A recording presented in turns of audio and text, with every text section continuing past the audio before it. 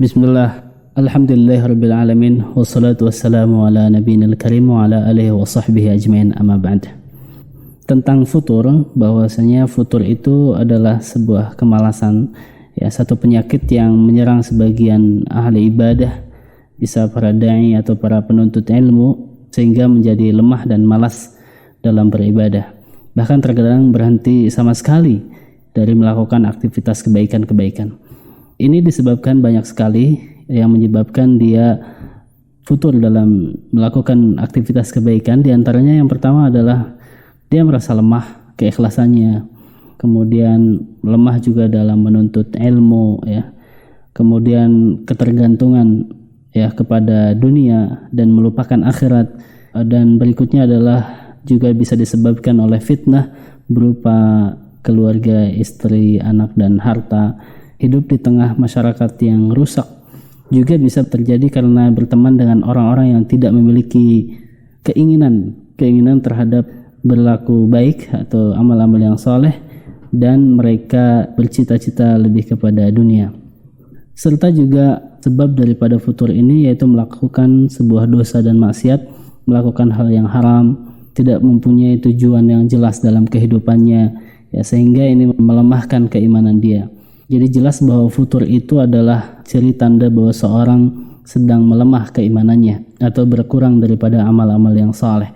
Itu oleh karena itu futur ini harus diobati. Kita tahu bahwasanya iman itu yazid wa yanqus, dia bertambah dan bisa berkurang. Ya, berkurang itu adalah karena maksiat dan bertambah karena ketaatan kepada Allah Subhanahu wa taala. Maka saat kita futur, ya, yang pertama harus diperbaharui adalah muhasabah tentang iman kita sekalian. Bagaimana mentauhidkan Allah Subhanahu wa taala. Benarkah bahwasanya saya ini adalah seorang hamba yang menyembahkan diri kita hanya kepada Allah Subhanahu wa taala? Apa yang sedang saya lakukan pada hari ini? Bagaimana dengan ibadahnya?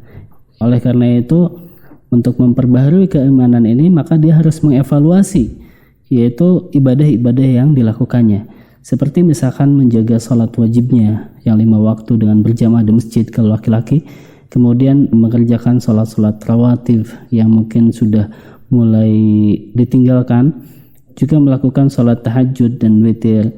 Begitu juga dengan bersedekah, silaturahmi, berbakti kepada kedua orang tua, ya, dan lain sebagainya, amal-amal ketaatan. Ini harus dievaluasi dan diperbaiki. Kemudian yang kedua, ya, adalah merasa diawasi oleh Allah Subhanahu wa taala dan juga banyak berzikir kepada Allah Subhanahu wa taala. Kemudian yang ketiga adalah memupuk keikhlasan dan ketakwaan kepada Allah Subhanahu wa taala. Juga mensucikan hati dari kesyirikan dan kemaksiatan. Juga jangan lupa untuk senantiasa menuntut ilmu. Terkadang ke futur ini gara-gara seorang nggak tahu ilmunya, sehingga dia terlenakan dengan kehidupannya, sehingga dia banyak meninggalkan amal-amal yang saleh. Tekun dalam majelis ta'lim, mempelajari kajian-kajian ilmiah, ini sangat baik sekali untuk menjadi terapi buat dirinya. Berikutnya adalah mengatur waktu dan senantiasa mengevaluasi berapa banyak waktu yang kita habiskan untuk beramal soleh. Itu harus senantiasa kita introspeksi, muhasabah. Yang berikutnya adalah cari teman-teman yang baik, karena teman yang baik ini akan menjadi cermin kesolehan kita.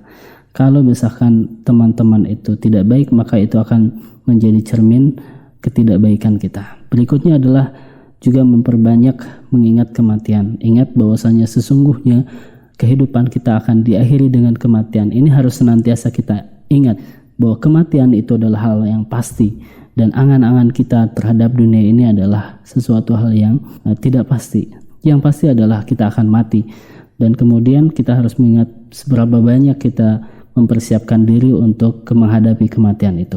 Dan yang terakhir adalah tentu saja harus memupuk kesabaran dalam semua hal amal ibadah, menjauhi dari kemaksiatan, dan bersabar dalam menerima segala cobaan dalam kehidupan.